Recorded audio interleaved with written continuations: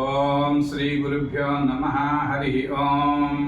వందేహం మంగళాత్మానం భాస్వంతం వేద విగ్రహం యాజ్ఞవల్కం మునిశ్రేష్టం జిష్ణుం హరిహర ప్రభం జితేంద్రియం జితక్రోధం సదా ధ్యానపరాయణం ఆనందనిలయం వందే యోగానందమునీశ్వరం.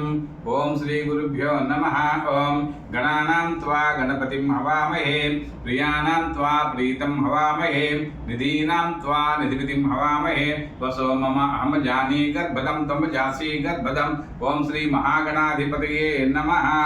హరి ఓం.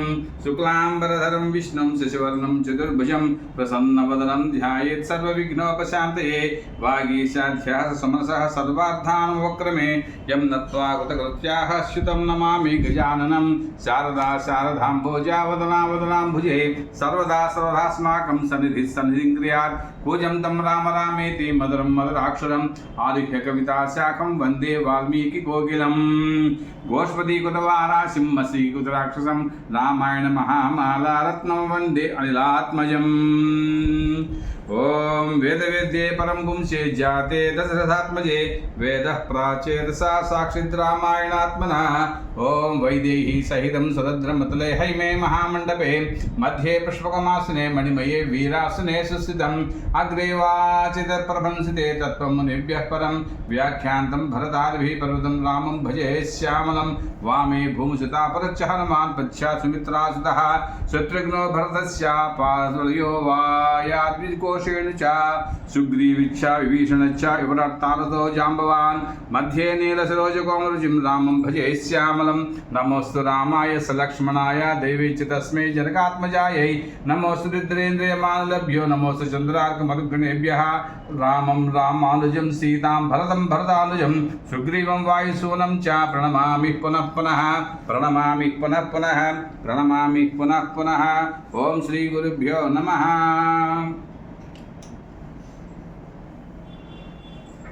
భక్త మహాశీలందరికీ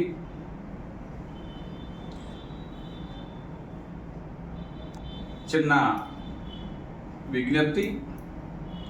ఈ రోజు నుండి సుందరాకాండ ప్రవచనము చేస్తున్నాము. అందరికీ తెలిసినటువంటి విషయాలు అయినప్పటికీ కూడాను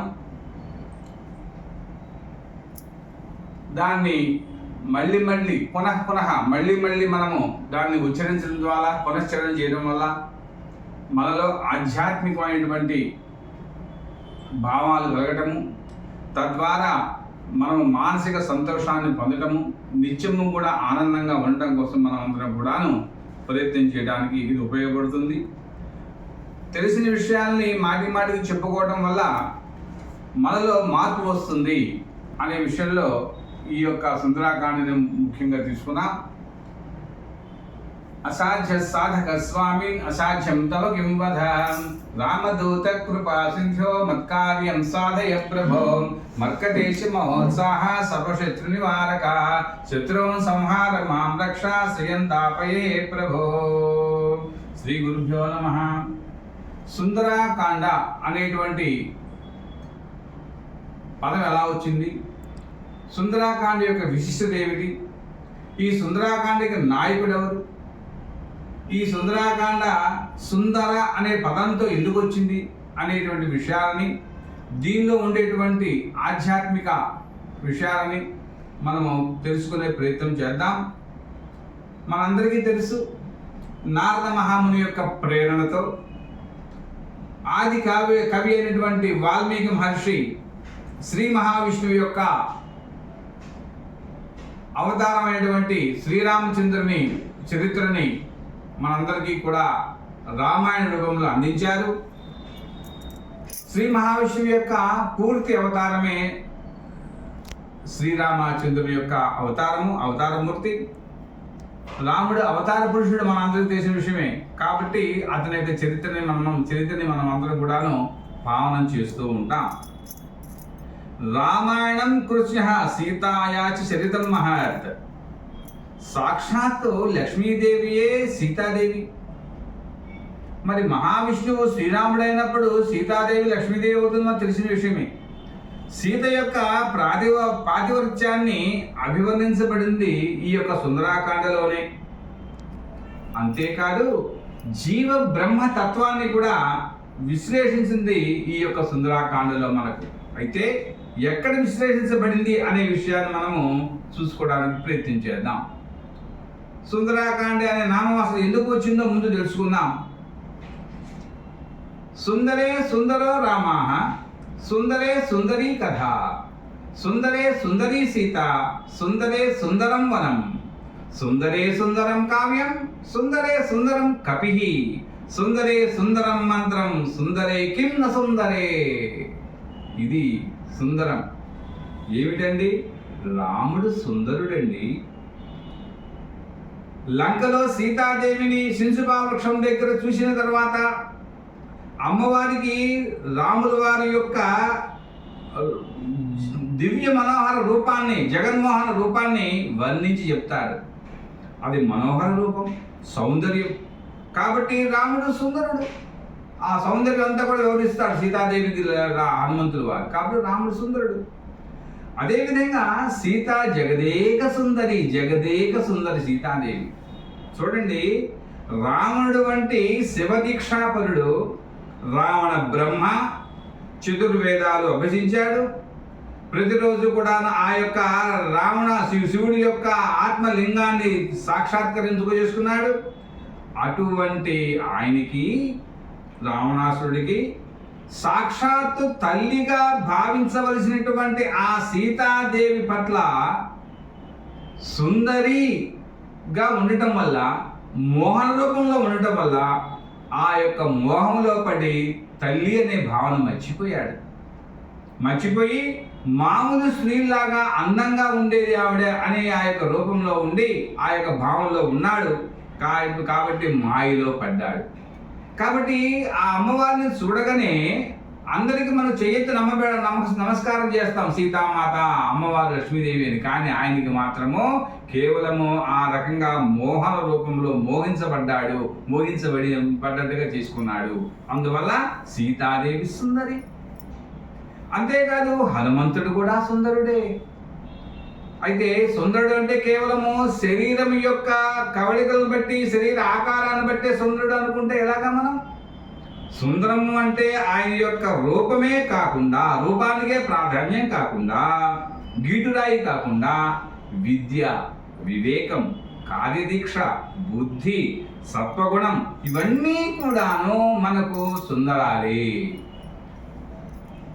ఆయనకు తోక ఉన్నది, ఆయనకు మూతు వాచి ఉన్నది, కోతి రూపంలో ఉంటాడు.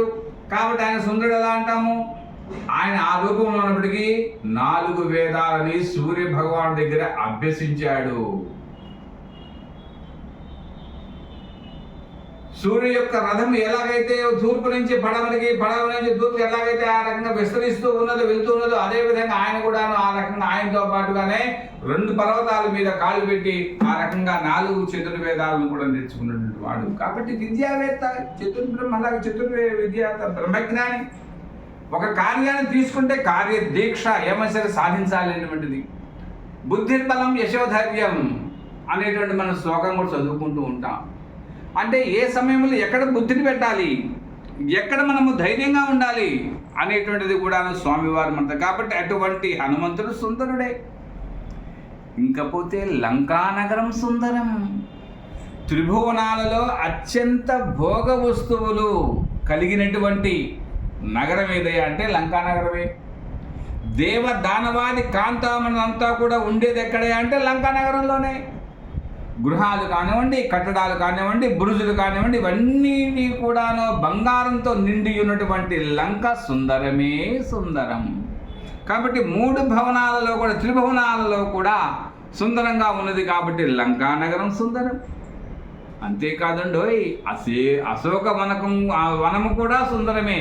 అదేమిటండి అంటే రావణ బ్రహ్మ యొక్క ఏకాంత ఉద్యానవనమే అశోకవనము.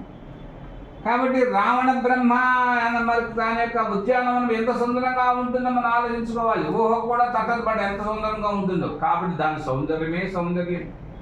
మనం రాబోయేటువంటి ఈ యొక్క సుందరకాండ పారాయణ మనం చెప్పుకున్నప్పుడు ప్రవచనాల్లో ఒక్కొక్క కాండలో మనం ఆ రకంగా వివరించుకుంటూ వస్తాం. అప్పుడు అర్థమవుతుంది దాని యొక్క సుందరం గురించి. అంతేకాదు వాల్మీకి యొక్క కవిత్వము కూడా సుందరమే. మరి వాల్మీకి రచన ఈ కాండలో పరమ సుందరముగా వర్ణించాడు. ప్రతిదీ ప్రతి వర్ణన బాగుంటుంది. మనందరము కూడాను ఎంఎస్ రామారావు గారి యొక్క సుందరాకాండ చదివాము. అది సూక్ష్మంగా వినటానికి బాగుంది. ఆ కథ అంతా అర్థమైపోతుంది. హనుమంతుల వారు ఏ రకంగా అయితే సముద్రాన్ని దాటారో, ఏ రకంగా అమ్మవారిని చూశారో, అమ్మవారిని చూసిన దగ్గర నుంచి మళ్ళీ తిరిగి రావుల వారి దగ్గర రావడం, ఇదంతా కూడా మనకు చక్కగా అందరికీ అర్థమయ్యే సామాన్యులు కూడా అర్థమయ్యే విధంగా చెప్పారు. అయితే ఇందులో సూక్ష్మాతి సూక్ష్మమైనటువంటి బ్రహ్మ జ్ఞానము కలిగినటువంటిది, యోగ జ్ఞానము కలిగినటువంటి విషయాలను కూడా మనం ఇక్కడ తెలుసుకోవాలి. అవి ఏమిటి అనేటువంటిది కేవలం సుందరాకాండ చదివితేనే, సుందరాకాండని మనము మనస వాచ కర్మణ అనుసరిస్తేనే దాని యొక్క విలువ, దాని యొక్క పరిస్థితి మనకు అర్థమవుతుంది అన్నమాట. దానికి ఏమిటంటే స్మరణం మననం నిధిధ్యాసనం. మనం స్మరణ చేయాలి, మననం చేయాలి, దాని మీద ధ్యాస పెట్టాలి. అప్పుడే దానిలో ఉండేటువంటి మూలాలు అర్థం చేసుకోగలుగుతాం. అందుకనే సుందరాకాండలో యోగ సిద్ధి గురించి అవగాహన చేసుకునే అవకాశం ఉన్నది. అంతేకాదు హనుమంతుడు యోగ సిద్ధి కారకుడు, జితేంద్రియుడు. మనందరం కూడాను యోగా చేయాలి అంటే మామూలు యోగా కాదు, వ్యాయామం చేసే యోగా కాకుండా యోగ సిద్ధి పొందాలంటే మూలాధారము, స్వాధిష్టానము, మణిపూరక చక్రము, అనాహత చక్రము, విశుద్ధ చక్రము, ఆజ్ఞా చక్రము, సహస్రావ చక్రము అని మనకు 7 రకాల చక్రాలు మనకు శరీరంలో ఉన్నాయి. కాబట్టి మూలాధారం నుండి సహస్ర చక్రం వరకు కూడాను మనము ఆ రకంగా మనం ధ్యానం చేసుకుంటూ ఒక్కొక్క స్థాయిని దాటుకుంటూ ముందుకు వెళ్ళాలి అని ఉంటుంది కదా.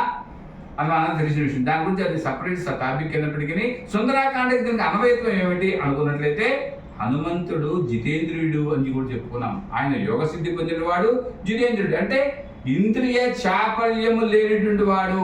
ఇంద్రియాలు మనకు ఉన్నటువంటి ఇంద్రియాలు ఏవైతున్నాయో చాపల్యం, వాటి మీద ఎటువంటి మమకారం లేనిటువంటి వాడు, ఇంద్రియ చాపల్యాలు లేనివాడు. 10 ఇంద్రియాలు ఏవైతే ఉన్నాయో మనకు ఉన్నటువంటి కర్మేంద్రియాలు, జ్ఞానేంద్రియాలు, వాటి మీద ఎటువంటి చాపల్యం లేనటువంటి వాడు, స్థిర బుద్ధి, లక్ష్య సిద్ధి ఉన్నవాడు. కాబట్టి అతను జితేంద్రియుడు. ఎట్లా చెప్పుకుంటామండి? ఈ యొక్క నిందా చెప్పినట్టు యోగ సిద్ధి ఉందన్నారు, జితేంద్రుడు అంటున్నారు. ఎలా ఉంటుంది అన్నట్లయితే మనం ఒక్కసారి ఈ యొక్క సుందరాకాండలో ఒక్కొక్క ఘట్టాన్ని మనం చూసుకుంటూ వెళ్ళినట్లయితే అర్థమవుతుంది.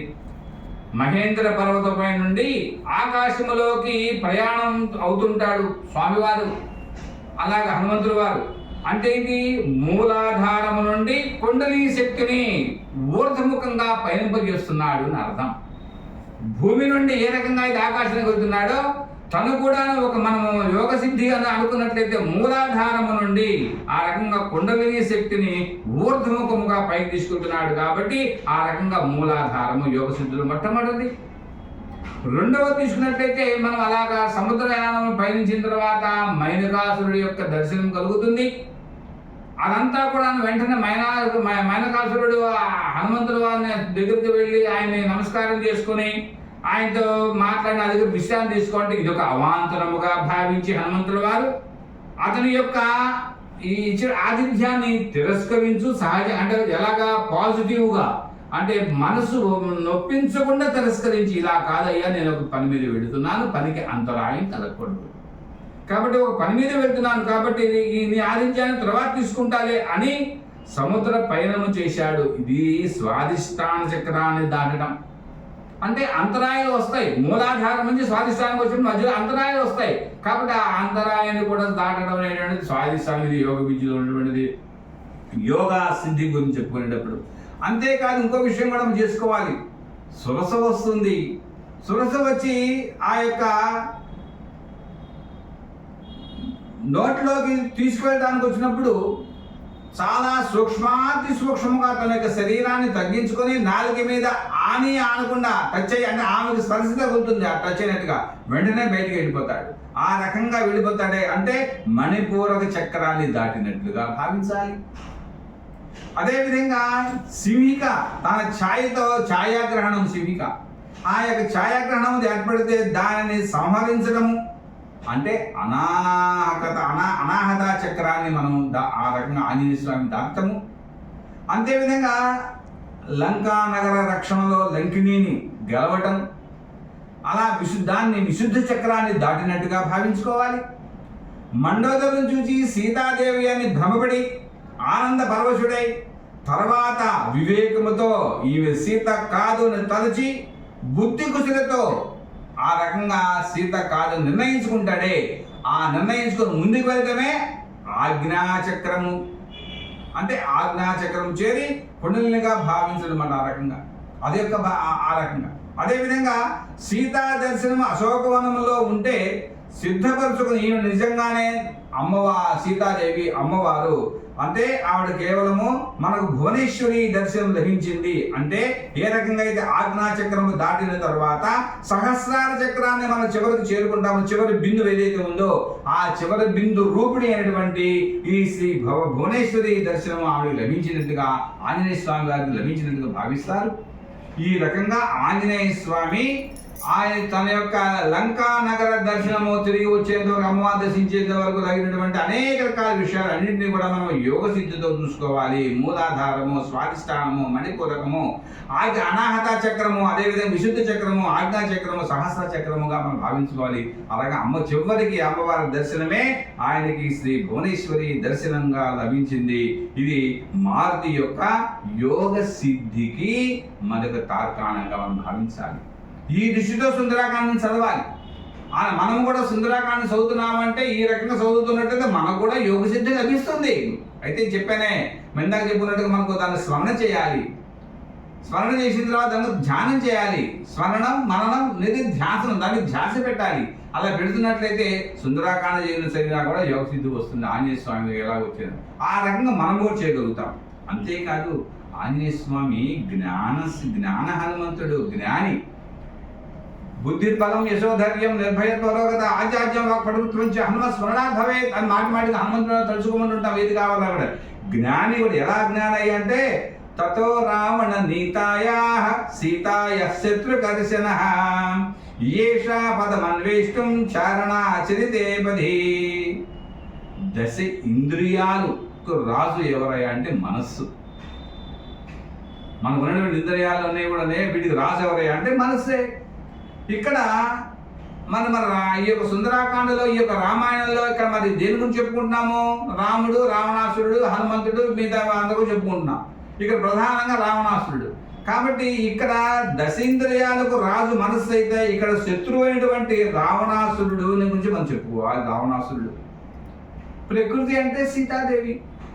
కాబట్టి బుద్ధికి ప్రతీక ఆంజనేయ స్వామి.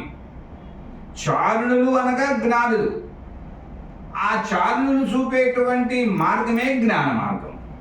కాబట్టి ఈ తతో రావణ నీతాయ సీతాయ శత్రుకర్షణ అంటే శత్రువు అయినటువంటి రావణాసుడి యొక్క మనస్సే ఇక్కడ దశేంద్రియాలతో ఉన్నటువంటిది, నిండిపోయి ఉన్నటువంటిది. సీతాదేవి పట్ల మోహం కలిగి ఉన్నాడు. కాబట్టి ఆంజనేయ స్వామి ఆ సమయంలో బుద్ధికి తగ్గట్టుగా ప్రవర్తించున్నాడు. జ్ఞానులైనటువంటి చారుణులు ఆయనకి మార్గదర్శనం చేశారు అని మనం ఇక్కడ గ్రహించాలి. కాబట్టి జ్ఞాని హనుమంతుడు వారు. అంతేకాదు జ్ఞాన మార్గానికి ఎప్పుడూ కూడాను ఆటంకాలు కలుగుతూ ఉంటాయి. ఇది సహజం. అందుకనే మైనకాసుడి యొక్క దర్శనం అయినప్పుడు ఇక్కడ ఆయనకి మధ్యలో దర్శనం ఆగండి, నా ఆదిత్యం తీసుకోండి అని అన్నప్పుడు అయ్యా ఇప్పుడు కాదండి నేను తర్వాత వస్తాను అంటే ఆటంకాలు ఏర్పడకుండా వెళుతూ ఉండాలి అనే మైనకాసుడి దర్శనం ఏదైతే ఉందో అది జ్ఞాన మార్గ సాధనకు మనం ఆలోచించాలి. ఒక జ్ఞానం ఆ రకంగా ఆలోచించాలి. ఆ మధ్యలో పెట్టారు కదా ఆ కార్యక్రమం తర్వాత చూద్దాంలే అనుకోలేదు ఆంజనేయ స్వామి. ఆ రకంగా వెళ్ళడం జరిగింది. అదేవిధంగా సురసను చేయించుట. సురస అంటే నాగమాత. నాగ అంటే నిశ్చయాత్మకు బుద్ధిని భంగపరిచేటువంటిది. నిశ్చయ ఆత్మ, నా ఆత్మ నిశ్చయంగా ఉంటుంది, అటువంటి దాన్ని బుద్ధిని భంగపరుస్తూ ఉంటుంది. కాబట్టి నాగ అనే శబ్దానికి అర్థం అది.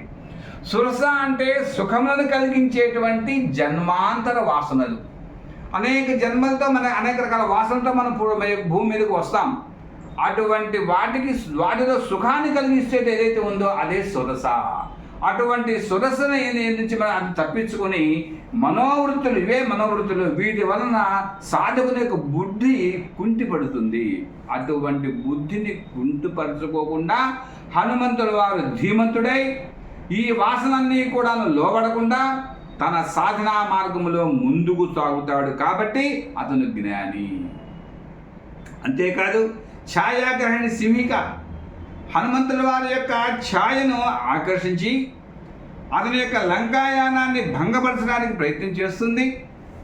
ఛాయాగ్రహిణిది అయినటువంటి, ఛాయాగ్రహిణి అంటే హింసించేటువంటిది, హింసించు మార్గాన్ని కలిగించేటువంటిది ఆమె చెప్పుకోవాలి. బుద్ధి బలము గల సాధకుడు వీటన్నిటినీ కూడాను అధిగమించి ముందుకు సాగుతాడు కనుకనే హనుమంతుల వారు జ్ఞాని. అంతేకాదండి, లంకిణి హనుమంతుడిని లంకలో ప్రవేశింపకుండా అడ్డగిస్తుంది. ఆమెకు జ్ఞానోదయమయ్యే విధంగా అంటే ఆవిడ ఎదిరించింది, నన్ను కొట్టింది, నేను కొడుతున్నాను అని మనం చదువుకుంటూ ఉంటాం, సహజంగా అందరికి అర్థం కావడం చెప్పుకుంటాం. కానీ ఆవిడికి జ్ఞానోదయం అయ్యే విధంగా ఒకే ఒక్క ముష్టితో అంటే ఇలాగ పిడికితో కొట్టడం, అలా దెబ్బ కొట్టాడు. ఎప్పుడైతే ఆంజనేయ స్వామి యొక్క ముష్టి దెబ్బ ఆ యొక్క లంకిణికి కలిగిందో వెంటనే బ్రహ్మజ్ఞానము ఆవిడికి బ్రహ్మజ్ఞానం కలిగింది. బ్రహ్మదేవుడు చెప్పినటువంటి ఆ విషయాలన్నీ కూడా జ్ఞప్తికి వచ్చింది. కాబట్టి లంక దీనిని తిరిగి తీసుకుపోవడానికి ఆ రకంగా లంకలో తిరిగి నీకు జయం కలుగుతుంది అని హనుమంతుల వారికి ఆ యొక్క జ్ఞానం కలిగినటువంటి ఈ లంకని చెప్తుంది. అసలు వాస్తవానికి లంక దీనిని తిరగ చదివామనుకోండి, లంక అని తిరిగి రాసామనుకోండి కాలం, దానికి అర్థం ఏమిటి అంటే నలుపు సమయము అని అర్థం. లంక అంటే అర్థం తిరిగి రాస్తే కాలం, నలుపు అదేవిధంగా సమయం అని అర్థం. అంటే ఇది నలుపు తమో గుణానికి చిహ్నము. హనుమంతుడు తమో గుణాలను తనలో ప్రవేశించకుండా ఉండడం కోసమని తన యొక్క బుద్ధిచే, తన యొక్క జ్ఞానంచే బ్రహ్మ జ్ఞానాన్ని జ్ఞానవంతుడిగా చేశాడు ఆ యొక్క లంకిణిని. ఆ బ్రహ్మయనగా జ్ఞానము ఇదే తమో గుణాలను అంతరింపజేసేటువంటి కలిగించేటువంటి జ్ఞానోదయము. కానీ తమో గుణాలు ఏవైతే ఉన్నాయో వాటన్నింటినీ కూడాను అంతరింపజేసేస్తుంది. ఇది లక్ష్య సిద్ధికి దోహదకారి అని మనం గ్రహించుకోవాలి. ఆ రకంగా లంకిణి దగ్గర మనము ఆయన జ్ఞానిగా ప్రవర్తించాడు, ఆవిడికి జ్ఞానాన్ని కలిగించాడు. అంతేకాదు లంకలో ప్రవేశిస్తాడు.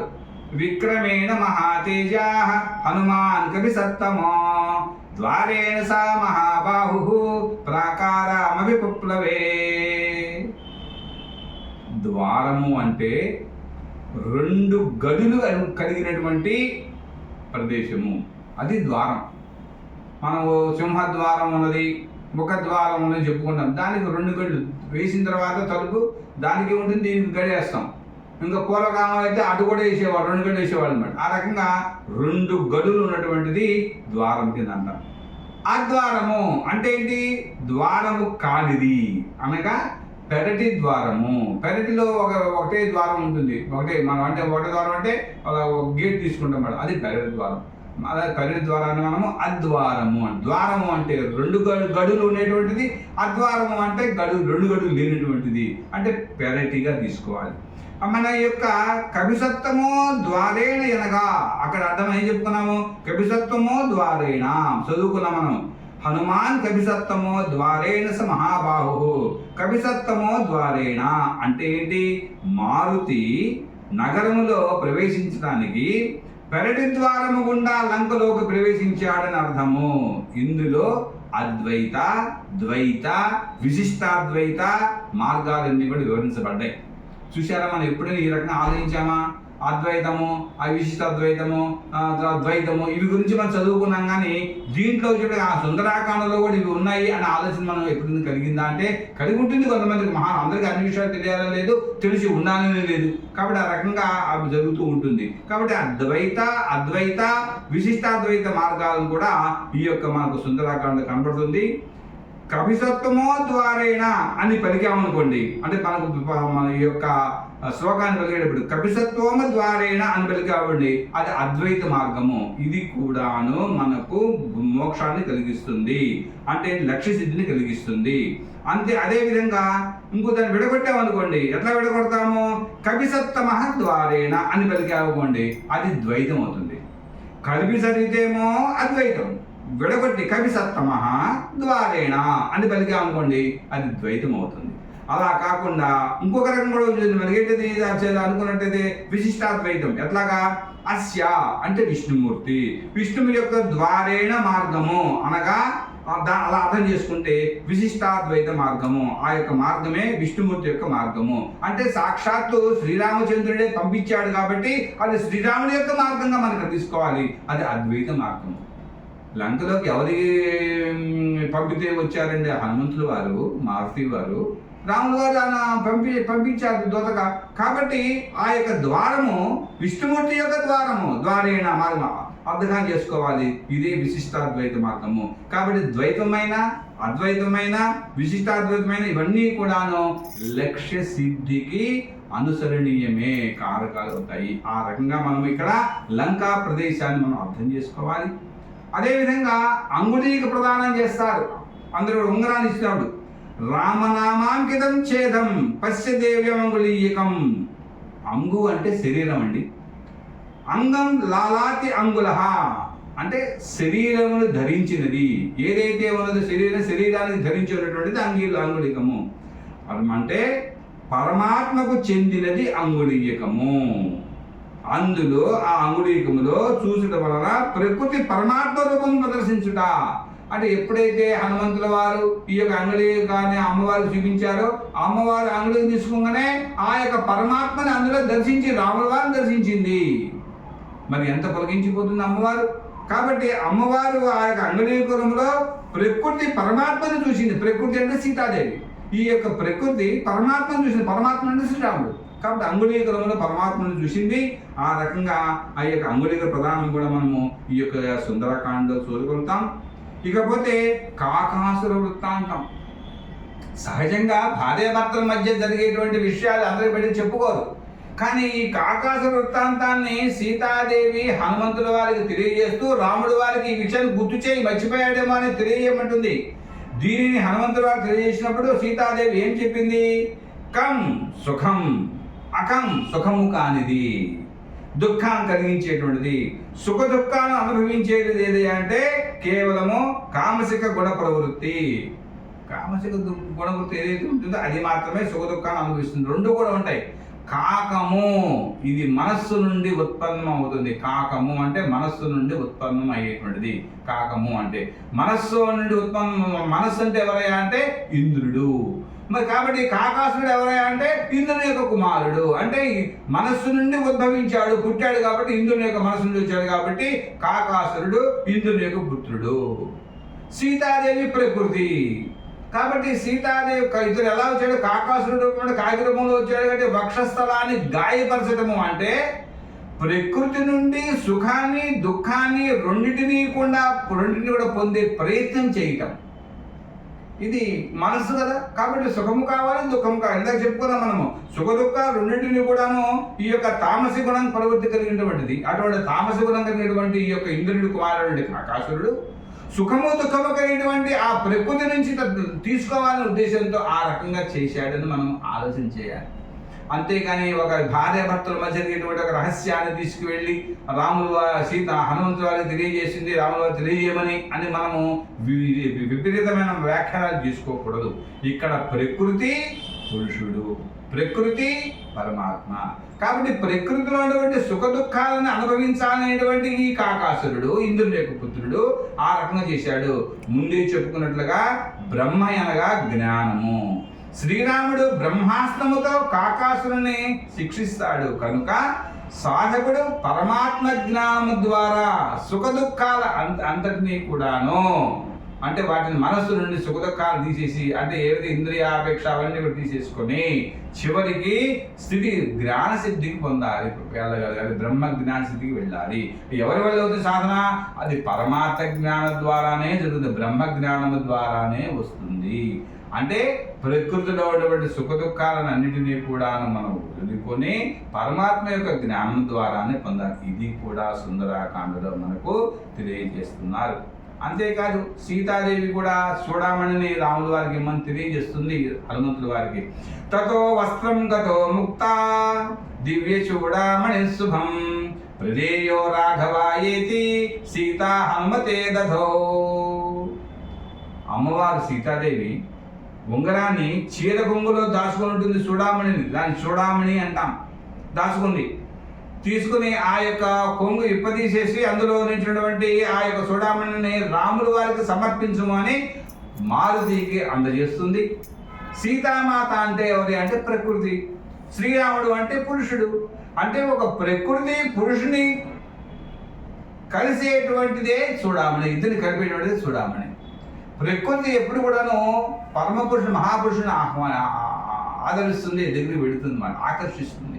కాబట్టి ప్రకృతి పురుషులు కలిపేటట్టుదే చూడామణి. ఆ రకంగా భగవంతుడితో మనం మమైకమై కావడానికి మాయ అనేటువంటి వస్త్రాన్ని తొలగించుకోవాలి. ఇక్కడ ఏ రకంగా అయితే అమ్మవారు చూడామణిని కొంగులో కప్పేసి ఉంటుందో ఆ యొక్క మాయ నుంచి తీసేసినట్లయితే ఈ యొక్క ప్రకృతి పురుషుని చూడగలుగుతుంది. మనం కూడా మాయ నుంచి తొలగినట్లయితే ఆ యొక్క పరమ పురుషుని చూడగలుగుతాము అని ఇందులో సీతాదేవి యొక్క చూడామణి యొక్క వృత్తాంతాన్ని మనం గ్రహించగలుగుతాం. అదేవిధంగా లంకా దహనం చేస్తున్నప్పుడు అన్నింటిని కూడా లంకలో అన్ని గృహాలను తగలబెట్టేస్తారు, ధ్వంసం చేసేస్తారు అంతా కూడా ఆంజనేయ స్వామి వారు. అయితే ఒక విభీషణుడి గృహం తప్ప మిగిలినవన్నీ కూడాను పట్టణాలు భవనాలు పూర్తిగా ధ్వంసం అవుతాయి. అయితే ఉపకారం చేశాడు కాబట్టి విభీషణుడు ఆయన ఒక గృహాన్ని ఆయన తగలబెట్టలేదు. అంటూ ఎటువంటి అగ్నికి జ్వాలకు కాకుండా ఉన్నది.